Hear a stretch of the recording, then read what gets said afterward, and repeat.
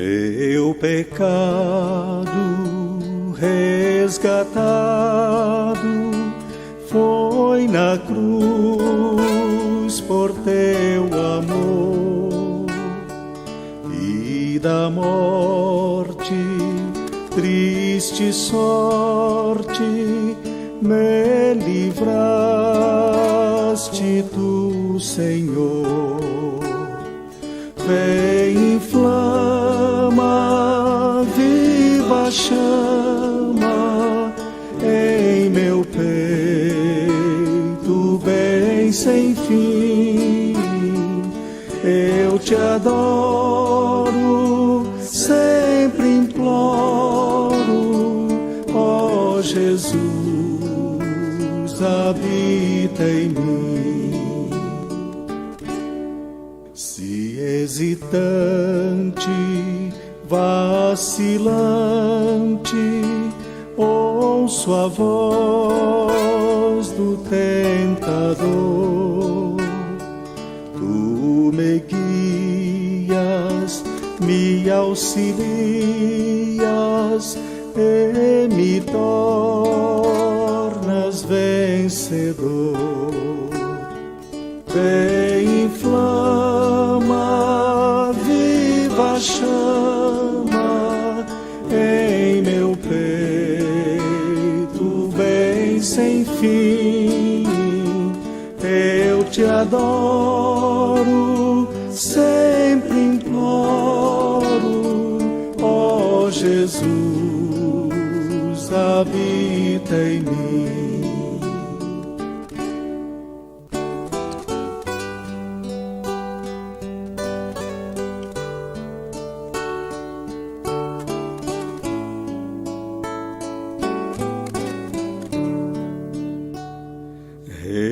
Redimida, só tem vida a minha alma em teu amor. Com apreço reconheço quanto devo a ti, Senhor. Vem, inflama, viva chama em meu peito, bem sem fim. Eu te adoro, sempre imploro, ó Jesus, habita em mim.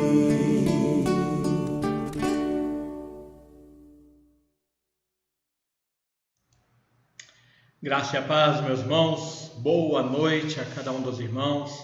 Espero que tenha sido um dia gratificante, um dia abençoado na casa de cada um dos irmãos.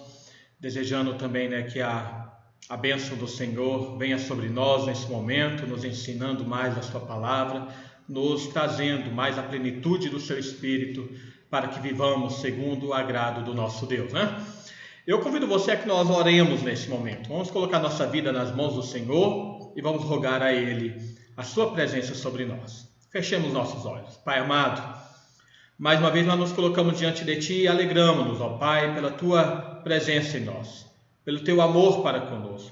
Te agradecemos, ó Pai, porque Tu nos salvaste, nos libertaste do império das trevas e nos trouxeste para o reino do Filho do Seu amor.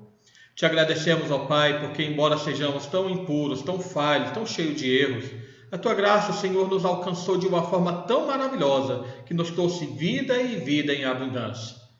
E assim, ó Pai, neste momento em que nós nos reunimos, distanciados uns dos outros, mas unidos no mesmo Espírito, no mesmo propósito, pedimos que o Senhor venha derramar sobre nós, em cada lugar onde nós estamos, mais a presença do Teu Espírito Santo. Precisamos de Ti, Senhor. Queremos sentir mais do Teu poder, queremos aprender da Tua palavra e queremos, ó Pai, cada vez mais sermos edificados para o louvor da Tua glória. Pedimos, Senhor, que Tu venhas abençoar os nossos irmãos que estão doentes, aqueles que estão infectados pelo Covid, aqueles que estão em leitos de hospital. Pedimos ao Pai pela vida do Pedro Lucas também, Senhor, pela sua recuperação, e Te louvamos pela vida dele, porque Tu trouxeste, ó Pai, para o Teu louvor também. Abençoa, Senhor, para que o teu povo, unido numa só voz, possa suplicar e buscar cada vez mais a Ti, a fim de que teu avivamento venha sobre a Tua igreja. Nós pedimos isso, Senhor, em nome de Jesus. Amém e amém. Bom, vamos louvar ao nosso Deus com o hino 351 do nosso inário, Belas Palavras de Vida.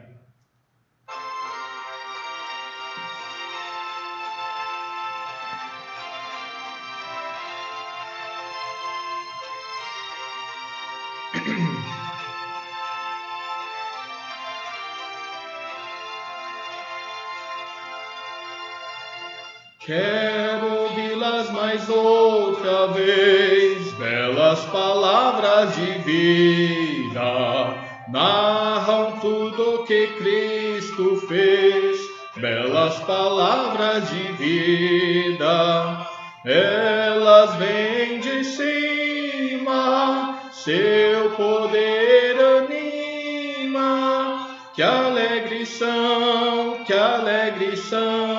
essas palavras de vida, que alegres são, essas palavras de vida. Só Jesus Cristo a todos dá belas palavras de vida. Sem Jesus salvação não há. Belas palavras de vida, com amor conclama, para o céu te chama. Que alegres são essas palavras de vida, que alegres são, essas palavras de vida.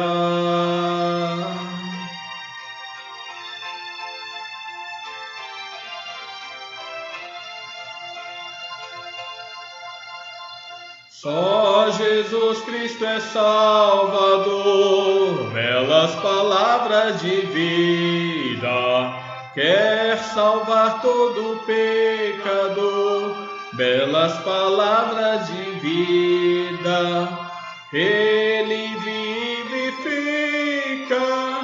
e nos purifica, que alegres são, essas palavras de vida, que alegres são, essas palavras de vida. Amém. Que alegres são as palavras de vida que o Senhor tem para nós, não é? Bom, nós vamos nesse momento preparar esse período de confissão de pecados. É um momento importante no qual nós reconhecemos nossos erros perante o Senhor, perante o autor da nossa salvação. Eu convido você a abrir a sua Bíblia na carta aos Hebreus, capítulo 10, versículos 12 ao versículo 18. Quem fará essa leitura para nós é nossa irmã, Dona Patrícia. Tá bom? Vamos ouvir a palavra do Senhor. Assim diz a palavra do Senhor. Jesus, porém, tendo oferecido para sempre um único sacrifício pelos pecados, assentou-se à destra de Deus, aguardando daí em diante até que os seus inimigos sejam postos por estrado dos seus pés. Porque, com uma única oferta, aperfeiçoou para sempre quantos estão sendo santificados. E disto nos dá testemunho também o Espírito Santo, porquanto, após ter dito, esta é a aliança que farei com eles, depois daqueles dias, diz o Senhor, porei no seu coração as minhas leis, e sobre a sua mente as escreverei. Acrescenta, também de nenhum modo me lembrarei dos seus pecados e das suas iniquidades para sempre. Ora, onde onde há remissão deste, já não há oferta pelo pecado. Amém. Amém, amém.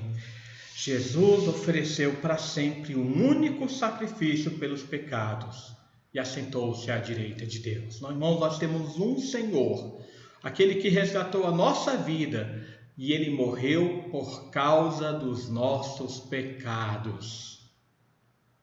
A cruz é o testemunho da malignidade do pecado humano. Eu convido você que nós oremos nesse momento e confessemos ao Senhor os nossos pecados e roguemos pelo perdão do Senhor. Oremos. Pai amado, mais uma vez nós nos colocamos diante de Ti e agradecemos, Senhor, pela Tua obra salvífica ali na cruz, por ter enviado o Teu Filho Jesus para demonstrar naquele madeiro o Teu amor para conosco, para que naquele madeiro Ele se fizesse maldição em nosso lugar, para que nós nos tornássemos Seus filhos. Ali na cruz, Senhor, Ele tomou sobre si todas as nossas iniquidades, todas as nossas transgressões, e Tu lançaste sobre Ele para que pudesse ser lançado sobre nós a bênção da salvação. E assim, ó Pai, nós pedimos perdão. Perdão, Senhor, porque embora justificados, nós ainda cometemos pecado. Porque ainda, Senhor, nós continuamos muitas vezes a trilhar nesse caminho errado e iníquo. Purifica nosso coração, Senhor, e a nossa consciência. Purifica para que sejamos santos como Tu és santo. Nós clamamos, nós desejamos isso, Senhor. Não mais pecar contra Ti. Nos ajude, Senhor, e perdoa nossa falha. Em nome de Jesus que clamamos. Amém. Irmão, nós temos uma declaração de perdão também maravilhosa, que também está no livro dos Hebreus, ou na carta aos Hebreus, mas agora no capítulo 9, no versículo 23 ao versículo 28. Quem fará a leitura para nós é a nossa irmã Edileuza. Ouçamos a palavra de Deus. Aí. Hebreus 9, de 23 a 28. O sacrifício de Cristo é eficaz para sempre.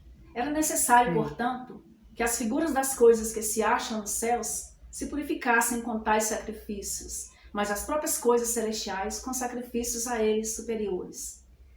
Porque Cristo não entrou em santuário feito por mãos, figura do verdadeiro, porém no mesmo céu, para comparecer agora por nós diante de Deus. Nem ainda para se oferecer a si mesmo muitas vezes, como sumo sacerdote, cada ano entra no Santo dos Santos com sangue alheio. Ora, neste caso, seria necessário que ele tivesse sofrido muitas vezes desde a fundação do mundo. Agora, porém, ao se cumprirem os tempos, se manifestou uma vez por todas para aniquilar, pelo sacrifício de si mesmo, o pecado. E assim, como aos homens está ordenado morrerem uma só vez, vindo depois disto o juízo, assim também Cristo, tendo se oferecido uma vez para sempre, para tirar os pecados de muitos, aparecerá a segunda vez, sem pecado, aos que aguardam para a salvação. Vejam, irmãos, que declaração maravilhosa, né? Ele se manifestou uma vez por todas para aniquilar, pelo sacrifício de si mesmo, o pecado. E ele aparecerá uma segunda vez, sem pecado, aos que o aguardam para a salvação. Nós aguardamos a vinda do nosso Senhor. Vamos louvar mais uma vez ao nosso Deus. Hoje nós cantaremos o hino nesse momento, que é o hino 198, o hino que fala da salvação graciosa. Hino 198. Olhai, irmãos, com fé olhai. Olhai só a Jesus.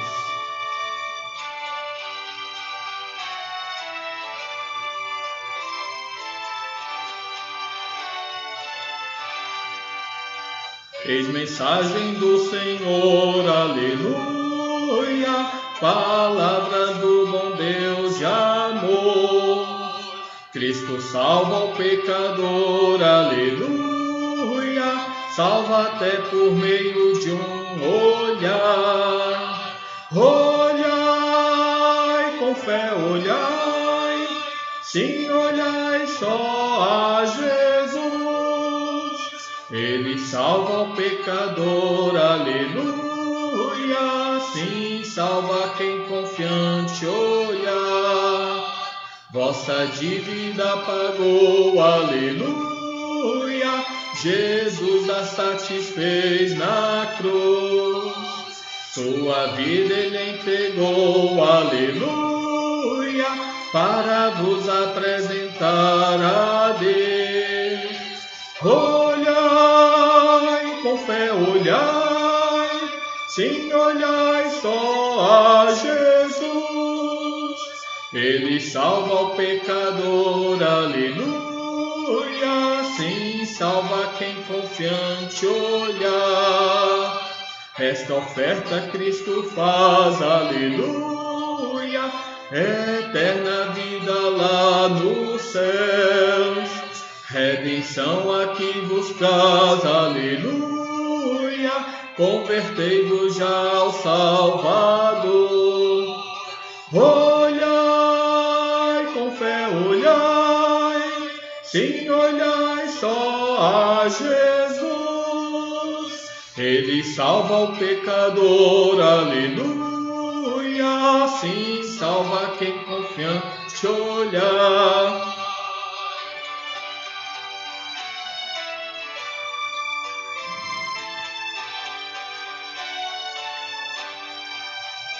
Aceitai a salvação, aleluia, segui os passos do Senhor. Anunciai o seu perdão, aleluia, proclamai a grande redenção.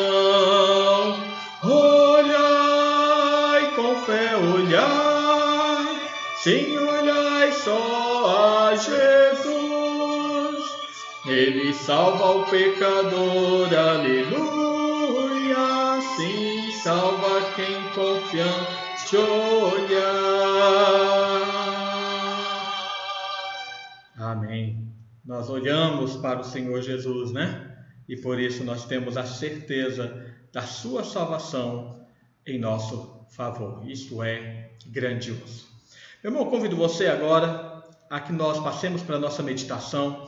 E nós meditaremos na carta de Paulo aos Tessalonicenses, no capítulo 5. A primeira carta de Paulo aos Tessalonicenses, lá no capítulo 5. Eu convido você a abrir a sua Bíblia no versículo 12 ao 22 e a fazermos essa leitura aí. Acompanhe a leitura aí na tela, mas fique com a sua Bíblia aí às suas mãos, tá bom? Nos diz assim: agora vos rogamos, irmãos, que acateis com apreço os que trabalham entre vós e os que vos presidem no Senhor e vos admoestam, e que os tenhais com amor em máxima consideração por causa do trabalho que realizam. Vivei em paz uns com os outros.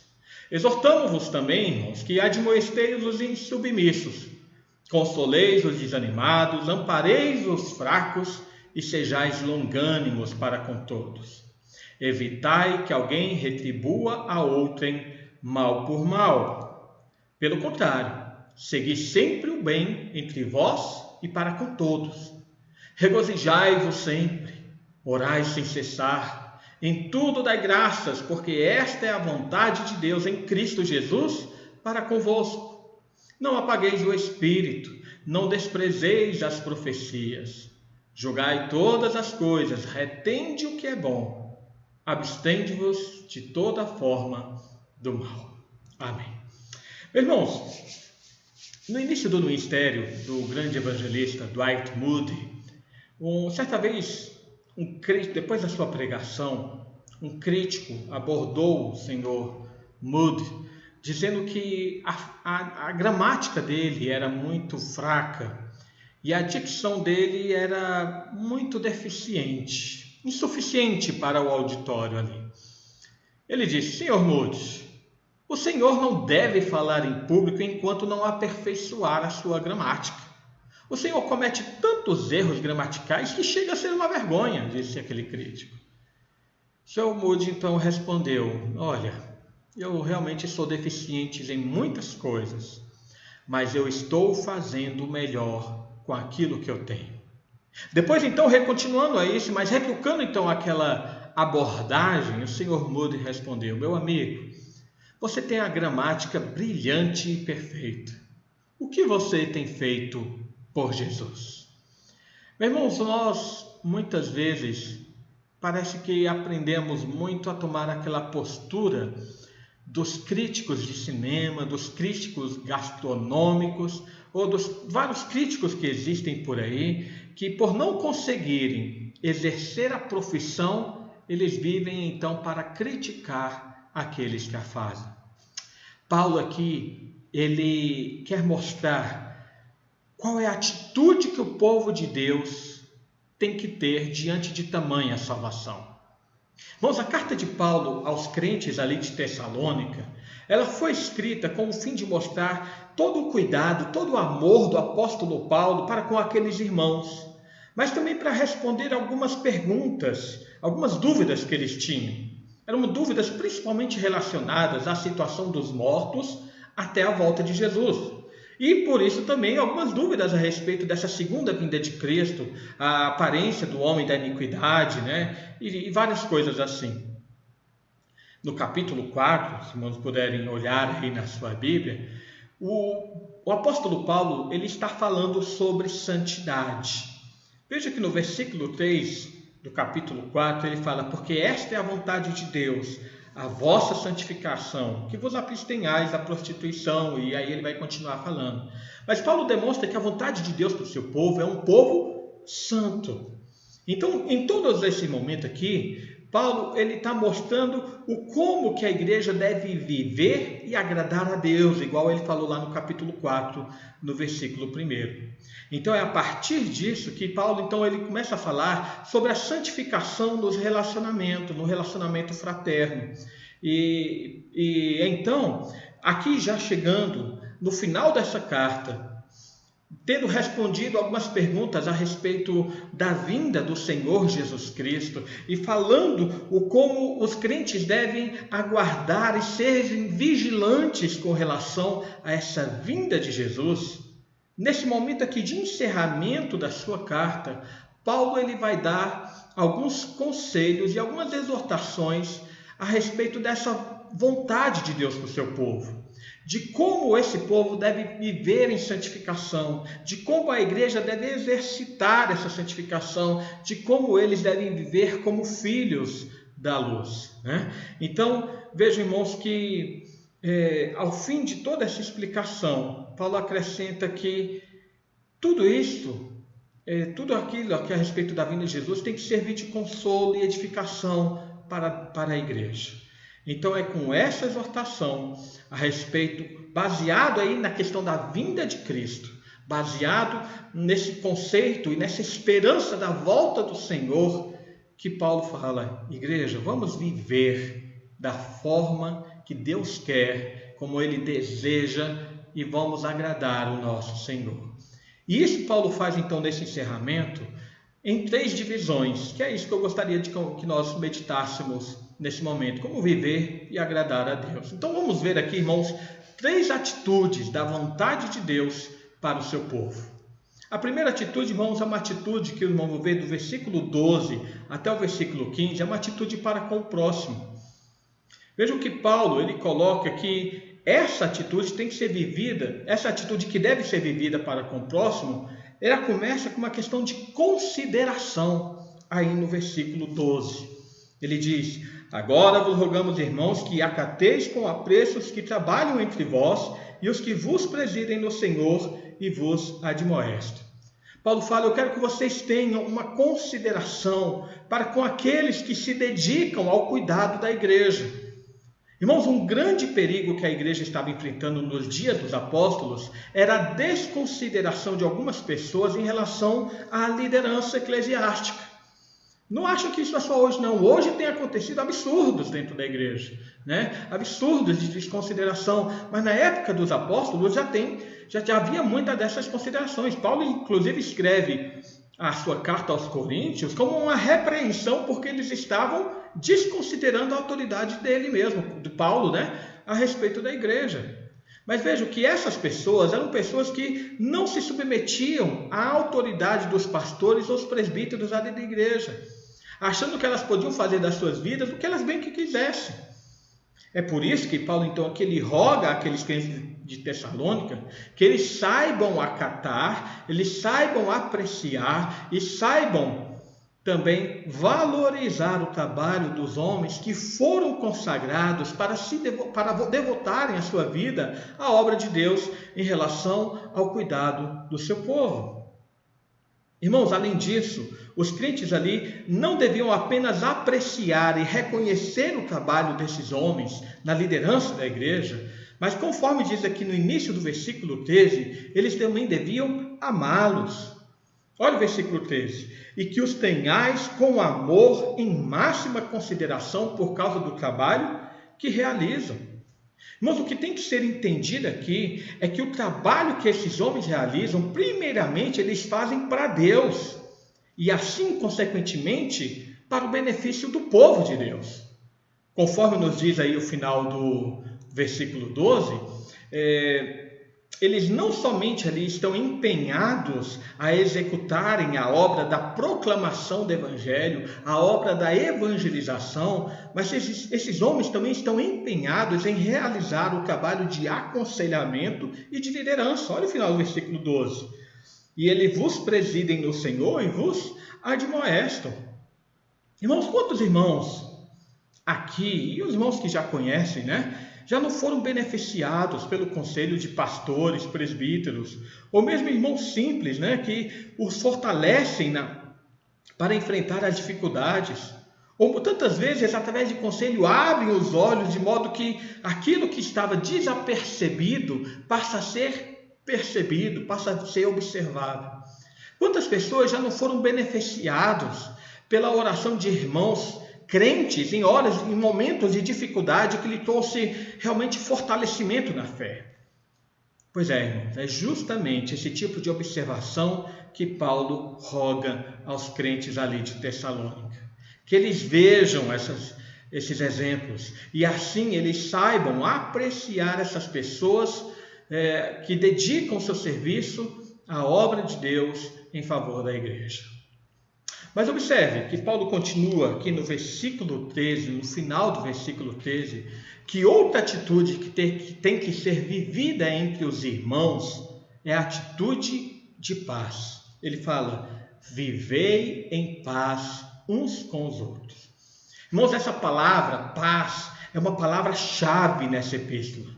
Porque Paulo, se você observar lá no capítulo 1, versículo 1, ele começa uma saudação para essa igreja mencionando a respeito da paz. Vamos ver? Ele diz, Paulo, Silvano e Timóteo, a igreja dos Tessalonicenses em Deus, Pai, e no Senhor Jesus Cristo, graça e paz a vós outros. Paulo começa essa epístola desejando a paz àqueles irmãos. Mas veja que no encerramento, ele também roga que o Deus da paz, lá no versículo 23, o mesmo Deus da paz vos santifique em tudo, e o vosso espírito, alma e corpo sejam conservados íntegros e irrepreensíveis na vinda do nosso Senhor Jesus Cristo. Paulo começa essa epístola desejando a paz àqueles irmãos. Ele fala da paz no meio da epístola, em outros momentos também, não apenas aqui. E ele encerra essa epístola desejando que o Deus da paz santifique a cada um dos irmãos. Então veja, irmãos, que entre a bênção dada no início e também, entre a bênção final e a saudação inicial, Paulo pede que os irmãos saibam viver também em paz dentro da igreja. O que tem que ser percebido aqui, irmãos, é que a igreja, nesse período aqui do Império Romano, naquela época, era uma igreja que estava começando a sofrer com as tribulações, começando a sofrer com as perseguições. Não apenas por causa do Império Romano, mas também por causa de alguns judeus. E se os crentes já estavam vivendo num clima de falta de paz com aqueles que não são crentes, imagine se esse clima de falta de paz, de turbulência, de conflito houvesse também dentro da igreja. Irmãos, o que Paulo ele deseja que todas as igrejas, ele deseja é que todas as igrejas sejam um lugar de conforto e consolo no meio da tempestade desse mundo que nós vivemos. Nós vivemos num mundo cheio de desesperança. no mundo sem nenhuma tranquilidade, sem nenhum sossego. E por isso Paulo fala: vivei em paz uns com os outros. A igreja ela tem que ser o reflexo da paz do céu aqui na terra. O desejo de cada líder é que a igreja seja esse refúgio para aqueles que estão com a sua alma em turbulência. E que aqui seja o lugar de paz. Mas por fim, a igreja também, veja que aqui no versículo 14, versículo 15, nós encontramos outras atitudes que Paulo ele solicita aos crentes ali de Tessalônica. Versículo 14: exortamo-vos também, irmãos, a que admoesteis os insubmissos, que consoleis os desanimados, ampareis os fracos e sejais longânimos para com todos. Vejam, irmãos, que se nessa primeira parte Paulo ele faz uma referência a pessoas que trabalham no serviço da igreja, e assim a gente pode pensar que são pessoas mais firmes na fé. Nessa segunda parte, versículo 14 e 15, Paulo vai falar de atitudes que nós devemos ter com pessoas que são até mais fracas na fé, aquelas que estão com a sua vida em dificuldade com relação à fé. Primeiro ele fala em relação a advertir os insubmissos. Ou seja, irmãos, Paulo está falando: chame a atenção, chame para serem repreendidos aqueles que não se submetem à autoridade da igreja. Isso aqui nos faz lembrar muito aquilo que em Mateus capítulo 18, Jesus ele fala sobre como nós devemos conversar com o irmão. Ele fala que se nós vemos algum irmão pecar, nós devemos chamar aquele irmão e chamá-lo à atenção por causa do seu pecado. Se ele ouvir, bem está. Se ele não ouvir, você deve chamar mais uma pessoa e chamar essas duas pessoas, então você e mais um, devem conversar com aquele irmão que está vivendo em pecado. E se ela não ouvir, você então tem que apresentar à igreja para que ele seja então repreendido. Irmãos, Paulo que ele fala advertir os insubmissos, porque está falando de pessoas que conscientemente elas sabem que estão vivendo em pecado, conscientemente elas sabem que estão envergonhando o evangelho e ainda permanecem nessa atitude. Elas são repreendidas, mas não aceitam a repreensão. E aqui a advertência de Paulo é: advirta os insubmissos, chame a atenção para que ela volte a se humilhar perante o Senhor da igreja. Ele continua: consolar os desanimados. Paulo está falando, irmãos, aqui daqueles irmãos que estão enfraquecidos ali no caminho. Eles precisam de um consolo, precisam de alguém que os apoie, eles precisam de alguém que os suporte, ou seja, que dê suporte a eles a continuarem a caminhada. Se você conhece um irmão que ele está desanimado na fé, que ele está fraco, e aí tem a ver também porque ele fala o seguinte: ampareis os fracos, aqueles irmãos que estão fracos espiritualmente, o que Paulo fala é: console, exorte, admoeste, fortaleça, dê sustento, ampare essas pessoas, não deixe o seu irmão naufragar na fé, mas seja um ponto de apoio para que ele prossiga ao alvo que é o Senhor Jesus Cristo. E enfim, ele fala aí, olha, seja pacientes com todos. Irmãos, a paciência, a longanimidade, no cuidado de uns para com os outros, porque nem todo tratamento é rápido, nem todo tratamento é imediato. Tem pessoas com quem a gente conversa, que estão fracas espiritualmente, e que a gente conversa com ela e quer que ela já reaja de uma forma rápida. Alguns reagem, outros não, outros são difíceis. E Paulo está falando: seja paciente com essas pessoas. Não se deixe desanimar do apoio ao seu irmão. Não se deixe enfraquecer ou desistir de ajudar aquele seu irmão que está enfraquecido. Algumas curas levam mais tempo do que outras. Então, seja paciente com todos. E enfim, no versículo 15, evite a maldade. Evitai que alguém retribua a outro em mal por mal. Pelo contrário, segui sempre o bem entre vós e para com todos. Paulo aqui pede, irmãos, que ninguém receba ninguém sofra pela retribuição do mal. O crente, ele tem sempre que aprender a agir com misericórdia, com bondade. Por isso, ele conclui aqui esse versículo, falando que os crentes devem ser bondosos para com todos, mesmo que eles não recebam muitas vezes essa bondade. Gálatas capítulo 6, lá no versículo 10, Paulo ele faz uma recomendação bem semelhante que vem bem a calhar aqui, quando ele diz: por isso, enquanto tivermos oportunidade, façamos o bem a todos, mas principalmente aos da família da fé. Igreja não é lugar de picuinha. Igreja não é lugar de nós revidarmos alguma ofensa. Igreja não é lugar de vingança. Inclusive, se eu não me engano, semana passada ou anterior, nós falamos que Deus é o Deus da vingança. Mas igreja é um lugar de paciência. Igreja é um lugar de demonstração de bondade. Igreja é um lugar de vivermos em paz uns com os outros. Tal como o Senhor Jesus fez estando lá na cruz, dizendo: Pai, perdoa-lhes porque não sabem o que fazem. Esse tem que ser o nosso referencial. Às vezes, se achamos que fomos injustiçados em alguma coisa, coloquemos diante de Deus, porque ninguém retribua a outrem mal por mal. Igreja é lugar de demonstração das virtudes do Espírito Santo. Então, como viver e agradar a Deus? Irmãos, para viver e agradar a Deus, nós temos que ter uma atitude para com o próximo. Uma atitude de uma santificação relacional, no qual o Senhor é glorificado dentro da igreja, quando nós exercemos a consideração para com os líderes, quando nós amamos as pessoas que trabalham na igreja, quando nós buscamos a paz e nos empenhamos por alcançá-la, e aqueles que estão fracos, nós damos todo tipo de suporte e às vezes até de forma mais enérgica, de advertência, mas para que com amor ninguém se desvie do caminho do Senhor. Mas tem uma segunda atitude. Após nós falarmos aí de uma atitude com relação a pessoas que nos rodeiam, Paulo agora ele fala de uma atitude pessoal.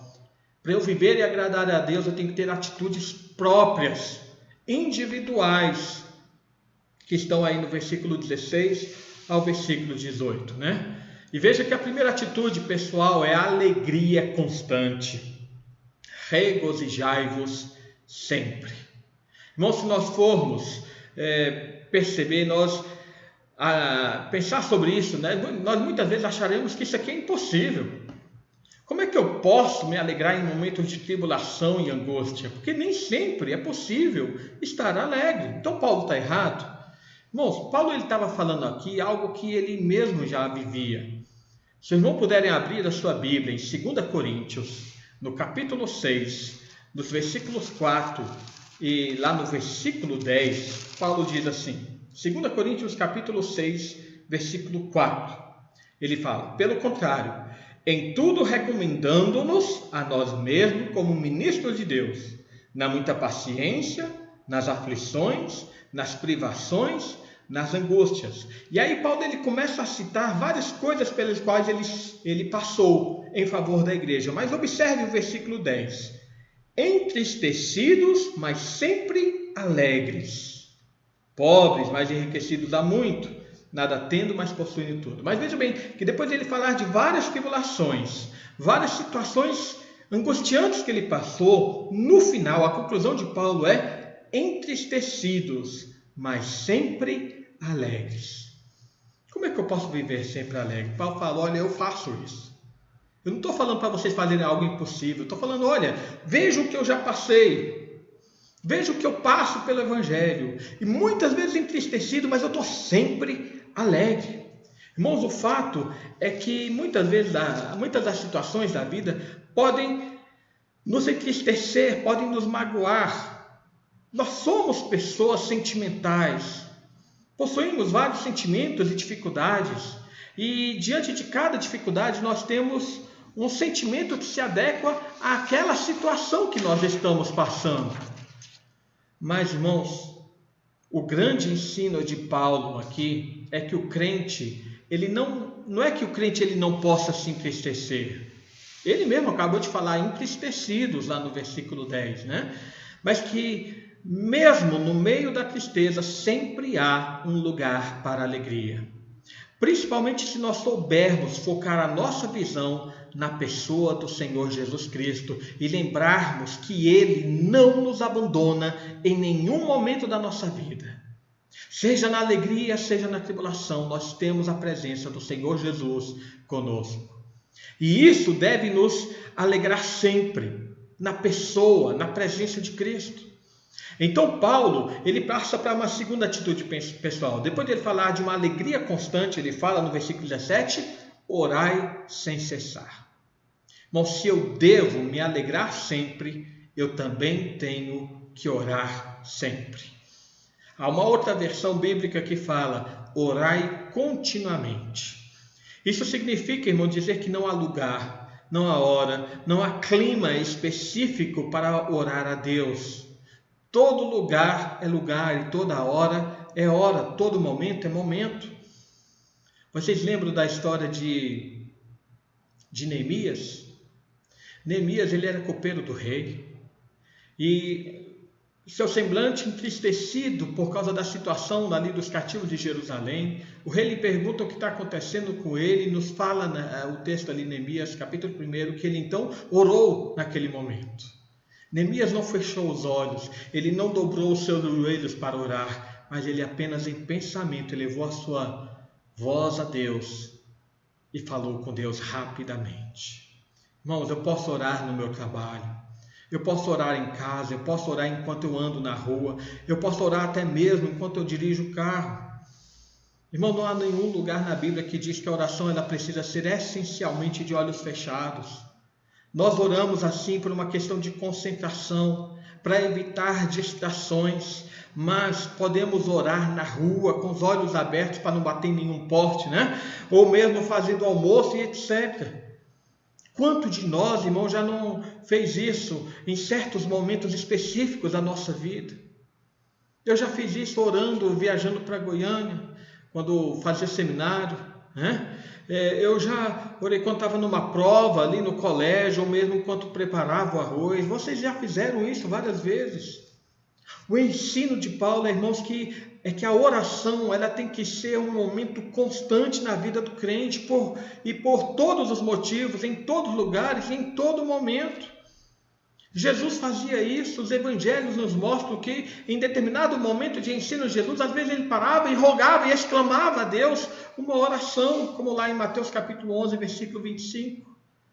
Irmãos, finalizando essas atitudes pessoais, veja que Paulo fala, olha, se alegre constantemente, ore continuamente, mas agora ele fala no versículo 18, seja grato por tudo.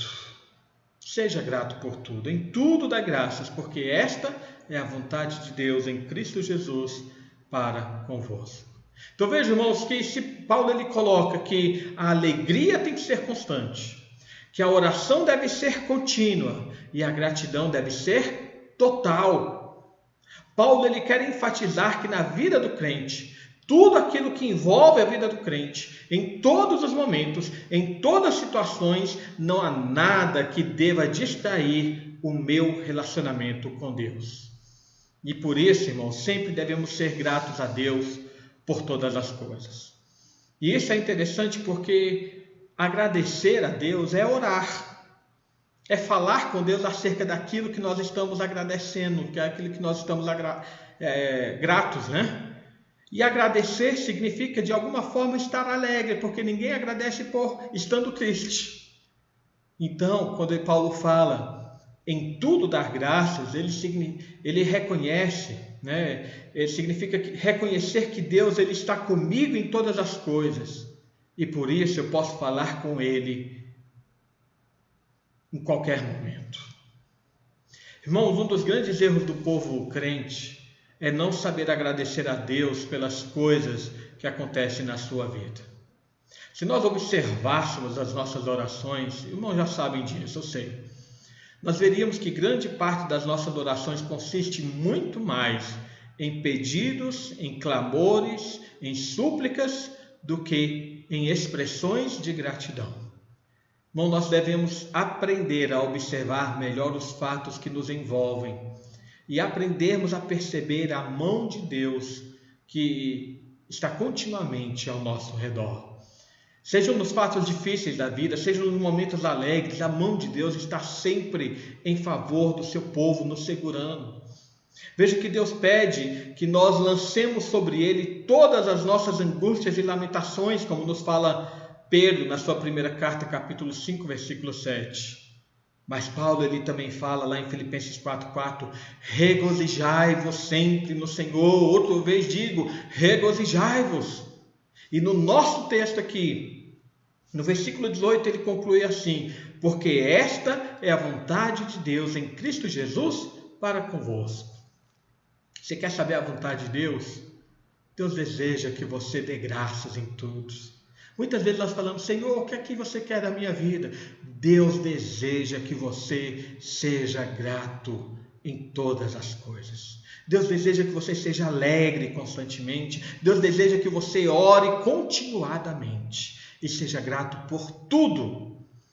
Deus, irmãos, deseja filhos agradecidos. E muitas vezes nós falhamos nisso. Mas existe então uma terceira atitude. Nós falamos de uma atitude para com os outros, uma atitude em termos de relacionamento. Nós falamos de uma atitude pessoal, mas também existe uma atitude para com Deus. Versículo 19 ao versículo 22. Ele fala sobre as questões espirituais. Veja que primeiro ele fala, não apagueis o Espírito. Isso, irmãos, não significa, Paulo não está falando aqui que o Espírito Santo possa ser retirado da nossa vida. Mas conforme ele fala em Efésios capítulo 4, versículo 30, não entristeçais o Espírito de Deus, no qual fostes selados para o dia da redenção. Nós podemos ligar esses dois versículos aqui, dizendo que não apagar o Espírito significa não entristecer o Espírito. Veja, nós temos dentro de nós o Espírito Santo, que é uma pessoa. O Espírito Santo, ele também, sendo pessoa, ele possui sentimentos, né? E nós sabemos que quando nós fomos salvos pela ação graciosa de Deus na nossa vida, esse Espírito, ele nos santifica e nos livra e liberta de toda a influência do pecado.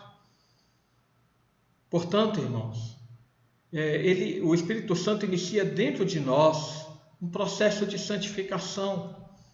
Quando ele fala que nós não devemos entristecer o Espírito ou apagar o Espírito, está falando de atitudes muitas vezes que envolvem a nossa santificação e que nós falhamos nisso. Se observarmos o texto de Efésios, capítulo 4, versículo 25 a 32, Paulo aqui ele então demonstra em vários exemplos a respeito de como nós devemos santificar a nossa vida. Ele fala que nós devemos largar a mentira, que nós não devemos pecar com relação à ira, porque é melhor evitar a ira, né? E assim, dessa forma, quem dá lugar à ira está dando lugar ao diabo, né? Ele fala que nós devemos também evitar atitudes ímpias que eram anteriores à nossa conversão. Devemos controlar a nossa língua e evitar tudo aquilo que está descrito lá no versículo 31 de Efésios capítulo 4. Portanto, irmãos, sempre que nós agimos de forma contrária à santificação da nossa vida, nós estamos apagando o Espírito. Nós estamos entristecendo o Espírito. Outra possibilidade aqui de apagar o Espírito tem a ver com a indolência com relação aos dons de exercício dentro da igreja. Ou seja, apagar o Espírito aqui pode também significar a respeito de não deixar com que o Espírito Santo nos use para sermos servos, para sermos instrumentos da edificação da igreja e a edificação dos demais irmãos. Então é aquele ramo que está sendo infrutífero, o ramo que por não produzir frutos está pronto para ser arrancado e ser lançado na fogueira. Continuando, irmãos, Paulo aqui fala também no versículo 20, não desprezeis as profecias. Entender aqui, irmãos, é muito importante nós entendermos aqui o que Paulo está falando, porque as profecias que Paulo está falando não tem nada a ver com aquilo que nós temos ouvido em muitas igrejas por aí, né? A profecia que Paulo fala é a respeito da pregação da palavra de Deus.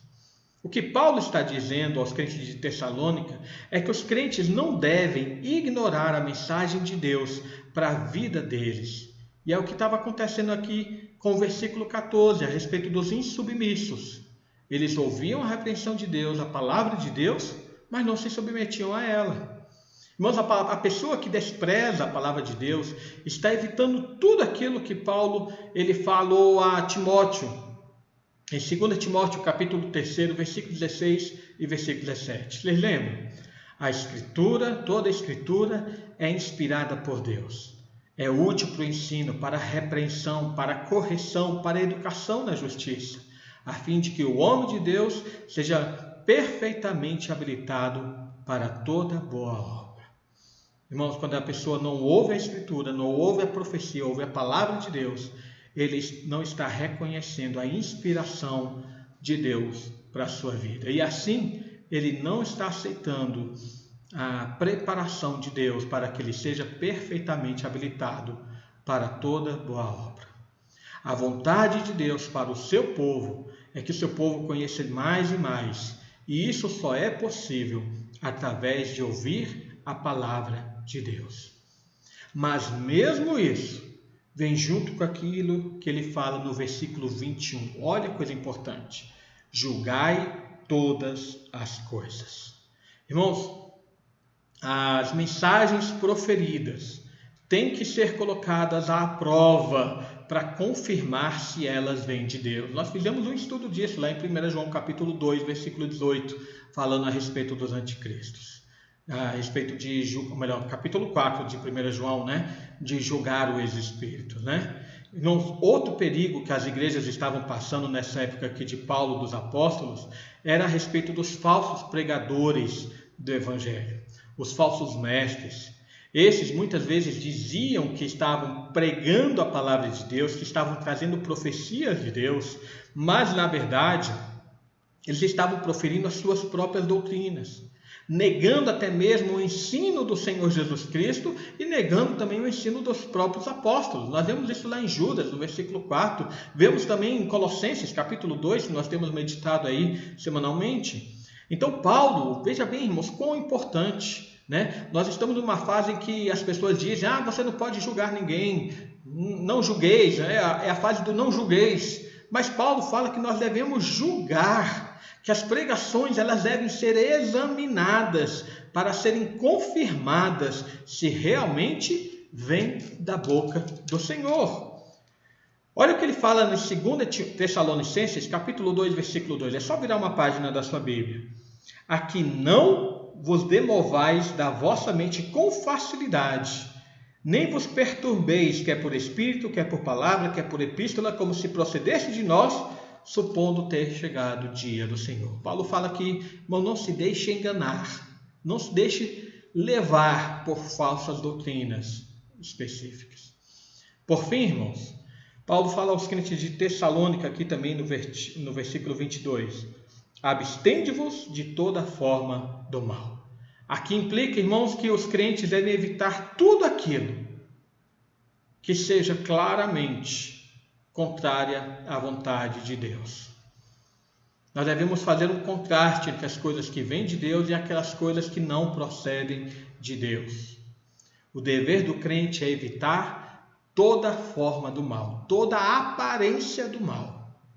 Tudo aquilo que as Escrituras claramente nos mostram que não produz o efeito pacífico e abençoador dos céus para nós. Concluindo, irmãos, como viver e agradar a Deus? Muitas vezes essa é a pergunta de muitos crentes. Como eu devo viver para agradar a Deus?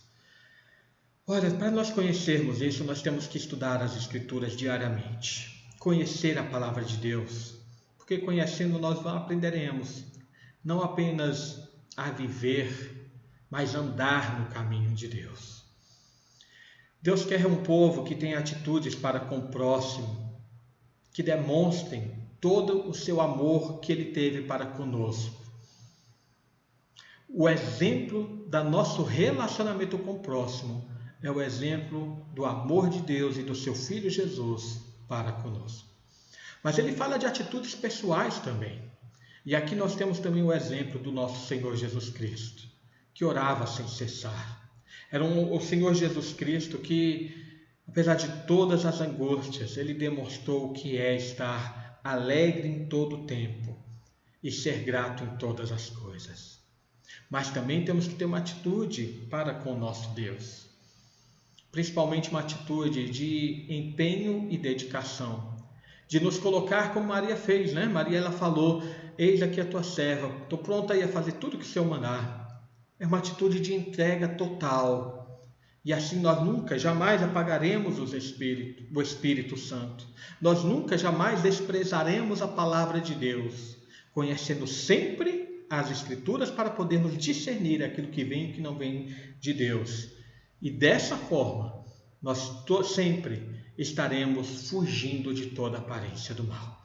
Que Deus nos abençoe, que Ele derrame sobre nós mais e mais da sua graça e o seu poder venha nos renovar.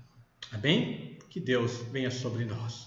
Bom, nós vamos cantar neste momento o hino 268. Deus vos guarde pelo seu poder. Deus vos guarde pelo seu poder.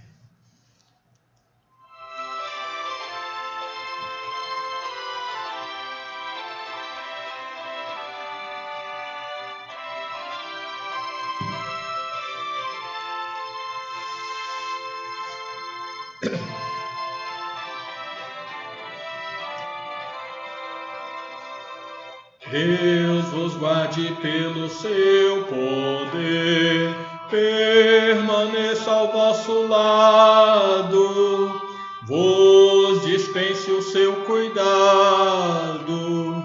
Deus vos guarde pelo seu poder e no seu amor restaremos todos com Jesus. Pelo seu poder e no seu amor, que Deus os guarde em sua luz. Deus vos guarde para o seu louvor, consolados e contentes, achegados sempre aos crentes. Deus vos guarde para o seu, pelo seu poder e no seu amor, restaremos todos com Jesus. Pelo seu poder e no seu amor, que Deus vos guarde em sua luz.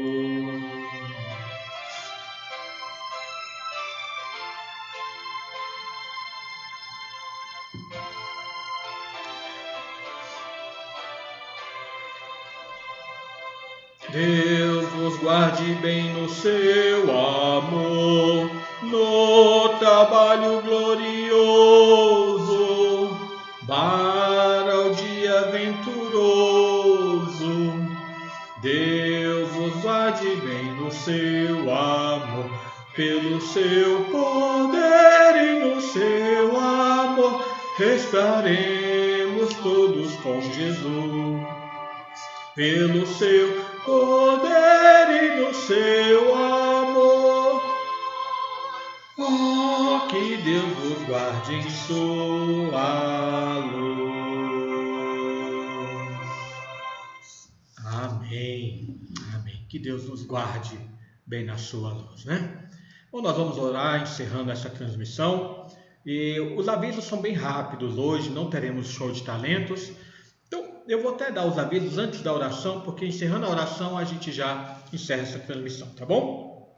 Os avisos são bem rápidos. Primeiramente, vou até deixar isso aqui para primeiramente falar da nossa reforma. Bom, nossa reforma está aí quase no fim. Eu creio que essa semana, essas duas próximas semanas, mais uns 10 dias, nós estaremos encerrando, se Deus permitir, toda a nossa reforma. Então, no próximo domingo nós não teremos ainda a nosso culto presencial. tá? Provavelmente vai ficar para o dia 18. E aí, na próxima transmissão, eu vou explicar para os irmãos o como deve acontecer as nossas reuniões. Mas estamos em reforma e queremos pedir aos nossos irmãos a sua fidelidade na entrega dos dízimos e ofertas, para que possamos cumprir com todas as nossas obrigações aqui, todas as nossas responsabilidades em relação à reforma, tá bom? Tá aí o número da agência, os irmãos podem depositar ou podem telefonar e também conversar conosco. Além disso, irmãos, temos aí nas redes sociais, né, como os irmãos já sabem, às quartas-feiras temos nosso estudo bíblico, no domingo, quarta-feira, 20 horas, no domingo, 10 horas da manhã, a Escola Bíblica Dominical, e 19h30 a nossa meditação costumeira. Nos demais dias, segunda, terça, quinta, sexta e sábado, você não fica sem a palavra de Deus. Você tem à sua disposição para fazer o seu culto doméstico ou a sua meditação pessoal, sua devocional pessoal, todos os dias, as nossas meditações postadas nas redes sociais ou enviadas aí no grupo do Zap, tá bom? Então não deixe de ouvir a palavra de Deus diariamente nesse período de pandemia. Não se afaste do Senhor, tá bom? Vamos orar então, nesse momento, rogar a Deus as suas ricas bênçãos sobre cada um de nós. Oremos. Pai amado, mais uma vez nos colocamos diante de Ti. Agradecemos por Tua obra em nossa vida, pela Tua palavra, Senhor, que é fonte de vida. Tua palavra que é fonte, Senhor, de todo alimento espiritual. Tua palavra, Senhor, que nos santifica. Tua palavra que nos purifica. Abençoa, Senhor, para que nós andemos de acordo com o Teu ensino. E jamais, Senhor, nos percamos na vaidade dos nossos próprios pensamentos, mas que em todas as coisas nós vivamos para o Teu louvor. Abençoa para que nossa atitude, Senhor, de uns para com os outros, seja uma atitude que agrade a Ti. Para que a nossa atitude pessoal seja uma atitude para o louvor do Teu nome. E para que todo o nosso relacionamento contigo também seja, Senhor, uma expressão do nosso louvor e da nossa vida santificada. Receba, Senhor, nossa vida como sacrifício vivo, santo e agradável, que é o nosso culto racional. Para que possamos experimentar qual é a boa, perfeita e maravilhosa bênção do Senhor sobre a nossa vida. Queremos a Tua vontade sobre nós sendo realizada, Pai. É o que nós pedimos, clamamos por todo o Teu povo, espalhado pela face da terra. Amém. Amém. Irmãos, que a graça do nosso Senhor Jesus Cristo, que o eterno e poderoso amor de Deus, o Pai, e a consolação do Espírito Santo seja com todos nós, com todo o povo de Deus, desde agora e para todo sempre. Amém e amém. Que Deus abençoe a sua vida, a sua casa, abençoe todos os teus propósitos. Que o Senhor nos despeça em paz. Até quarta-feira, tá bom? Enquanto isso, não perca as meditações diárias.